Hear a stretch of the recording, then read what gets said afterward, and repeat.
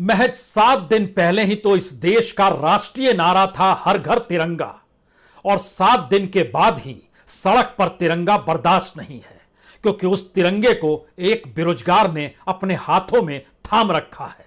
वो नौकरी चाहता है और सत्ता इसे बर्दाश्त कर नहीं पाती है, क्योंकि सत्ता को पता है कि उसके पास ऐसी कोई चाबी नहीं है और ना ही अर्थव्यवस्था की कोई ऐसी समझ है कि इस देश के भीतर में वह रोजगार पैदा कर दे।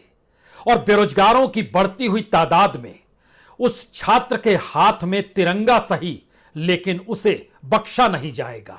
उसे लहूलुहान करने के लिए सत्ता उतारू हो चली है। उसी राज्य में जिस राज्य में रोजगार देने के नाम पर सत्ता परिवर्तन होता है और छात्र वोट देने के लिए एक पार्टी के पीछे कदम ताल करते हुए नजर आते हैं। और छात्रों की तादाद ही तो वह चीज है जो हर पॉलिटिकल पार्टी के झंडों को, डंडे को थामे हुए उठाए रहती है, और वही डंडे जब उसकी पीठ पर पड़ते हैं, उसकी कनपटी पर पड़ते हैं, उसके माथे पर पड़ते हैं, उसके हाथ को लहूलुहान कर देते हैं, तो कोई पूछने नहीं आता कि दरअसल बेरोजगार छात्रों को रोजगार के अलावे और क्या चाहिए। और जिस देश के भीतर में रोजगार जो सैंक्शन पद हैं उस पर भी भर्ती क्यों नहीं हो रही है।